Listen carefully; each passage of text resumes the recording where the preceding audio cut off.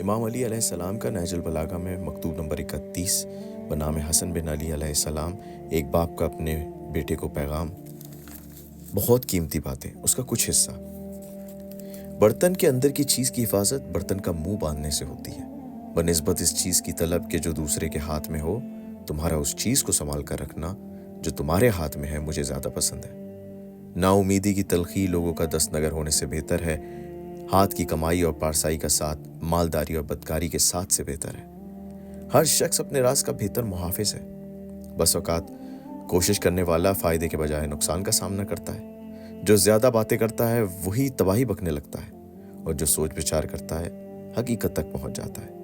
نیک لوگوں سے میل جول رکھو تاکہ انہی میں شمار ہونے لگو، اور بروں سے کنارہ کش رہو تاکہ ان سے لا تعلق ہو جاؤ۔ سب سے برا کھانا وہ ہے جس کا کھانا حرام ہے، اور بدترین ظلم کمزور کا حق مارنا ہے۔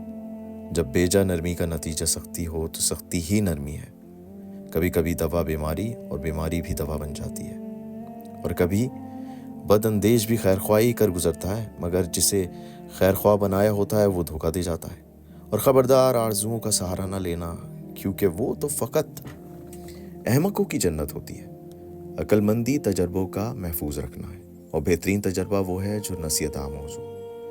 اس سے پہلے کہ فرصت غم و اندو کی صورت اختیار کرے، اس سے استفادہ کرنے میں دیر نہ کرو۔ ضروری نہیں کہ ہر طلبگار بامراد ہی ہو اور ہر جانے والا واپس آ جائے۔ خرابیوں کی ایک خرابی زاد راہ کو کھو بیٹھنا اور عاقبت کو بگاڑ لینا ہے۔ ہر کام کا کوئی نہ کوئی انجام ہے جو تمہارا مقدر ہے، خود تمہارے پاس پہنچ جائے گا۔ تاجر خطرے مول لینے والا ہوتا ہے، بس اوقات تھوڑا بہت کی بنسبت زیادہ بڑھتا ہے۔ کمزور مددگار بھلا، نہ بدگمان دوست۔ جب تک زمانے کی سواری قابو میں ہے کھڑی کر لو اور نرمی سے اپنا کام لے لو۔ زیادہ کی امید میں تھوڑی چیز کو خطرے میں نہ ڈالو۔ ہوشیار رہو، ہٹ دھرمی کی سواری کو بے قابو نہ ہونے دینا۔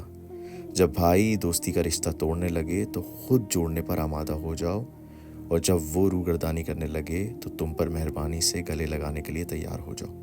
جب وہ بخل پر اتر آئے تو تم کھلے ہاتھوں خرچ کرنے پر مائل ہو جاؤ۔ وہ دور ہونے لگے تو تم قریب ہونے کی تیاری کر لو۔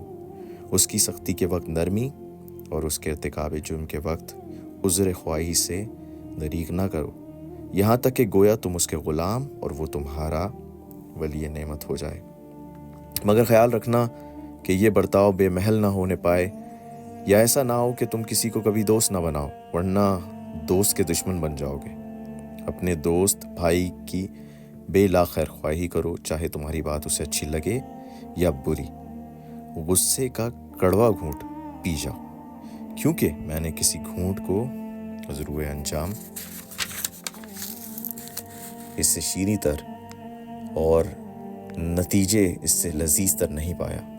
اور جو درستی سے پیش آئے تم اس کے سامنے نرم ہو جاؤ، اور وہ بھی یقیناً نرم پڑ جائے گا۔ دشمن پر احسان کر کے اس کا ہاتھ روک دو، کیونکہ فتح برائے انتقام اور فتح بذریعہ احسان، دو فتحوں میں زیادہ میٹھی فتح تو یہی ہے۔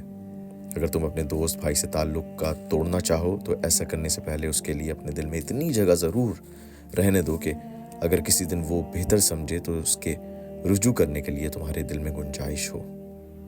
جو شخص تم سے حسن ظن رکھے اس کے حسن ظن کو سچا کر دکھاؤ۔ باہمی خود کا سہارا لے کر اپنے بھائی کے حق تلفی مت کرو، کیونکہ وہ تمہارا بھائی ہی نہیں جس کی تم نے حق تلفی کر لی۔ اور دیکھو تمہارے اہل و عیال تمہارے ہاتھوں دنیا بھر میں سب سے زیادہ بد نصیب نہ ہونے پائے۔ جو تم سے پیچھا چھڑائے اس کے پیچھے مت پڑو۔ تمہارے بھائی میں تم سے تعلقات توڑنے کی اتنی قوت نہیں ہونی چاہیے جتنی تم میں اس سے تعلقات جوڑنے کی ہو۔ اس کی برائی کا زور تمہارے احسان کے زور پر غالب نہیں آنا چاہیے، اور جو تم پر زیادتی کرے اس کی زیادتی تمہیں گرانا گزرے، کیونکہ وہ اصل میں اپنے نقصان اور تمہارے نفع کے لیے دوڑ دھوپ کر رہا ہے۔ اور جو تمہیں خوش کرے اس کا بدلہ یہ نہیں کہ تم اسے رنجیدہ کرو۔